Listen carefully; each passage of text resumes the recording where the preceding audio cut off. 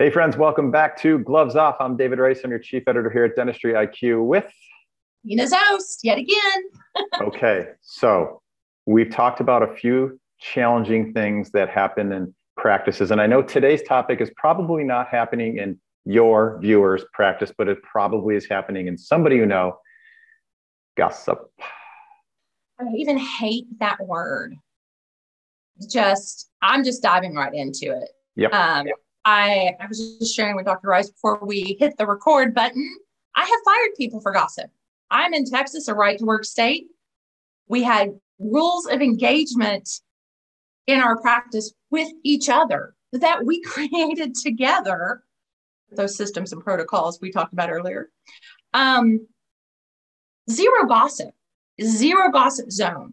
And if we have signed that rule, the rules of engagement, and we know we don't allow gossip, and I get wind of it or I hear it, because I'm going to tell you something.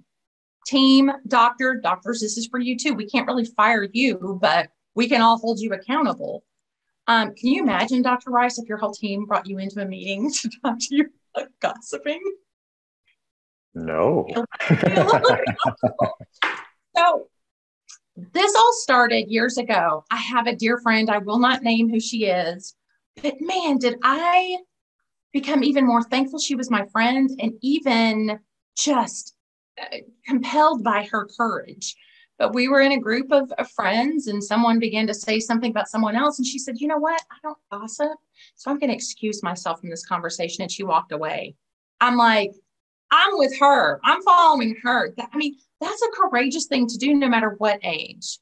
And gossip in a practice, y'all, come on. So number one, if you think people can't hear you, go lay down in an operatory and go to the furthest end of the office and start talking.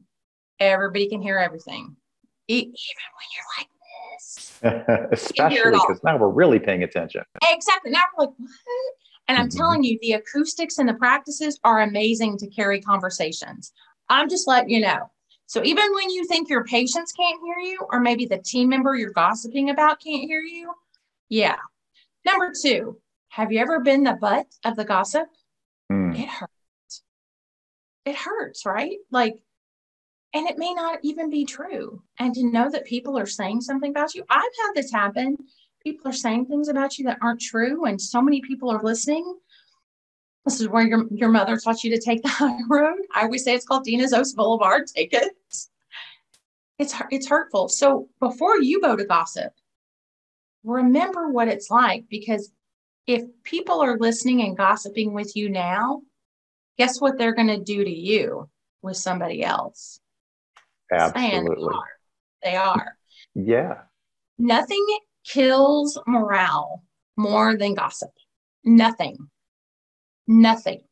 And again, like I said, I had rules of engagement for our team. We created it together. No gossip was one. So I had a team member that she just couldn't get enough. And yes, there are people out there that they thrive in creating all this drama. They are not for me. They are not for any practice I walk into.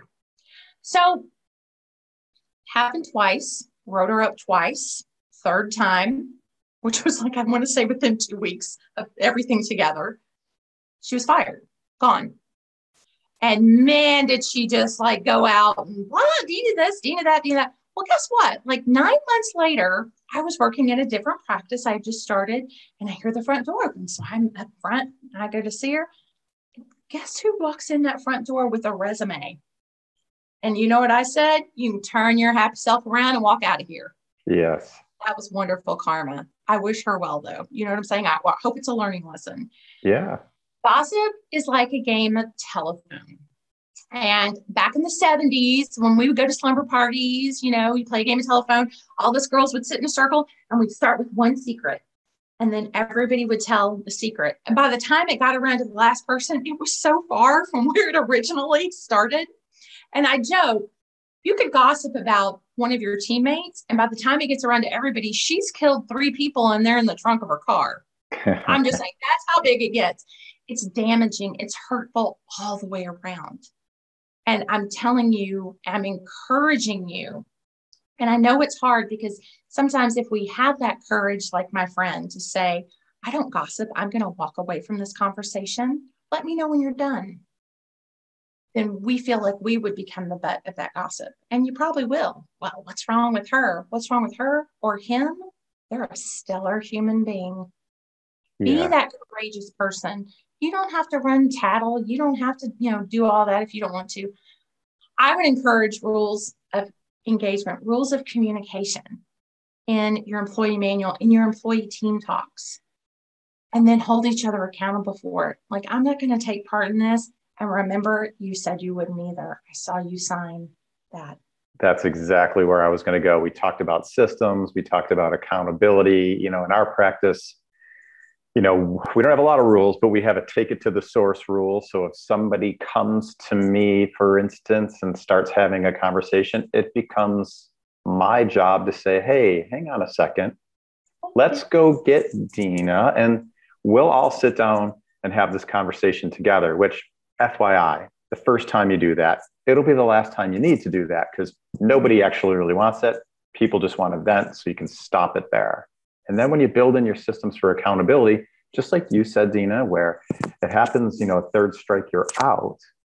And people on the team, doctors included, know that this is a serious matter, then you can eliminate gossip from your practice. So friends, it's important.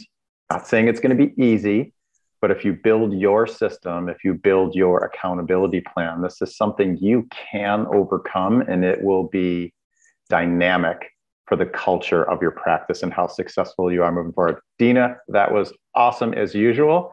Thanks for hanging out, and we'll see you next time. See you later.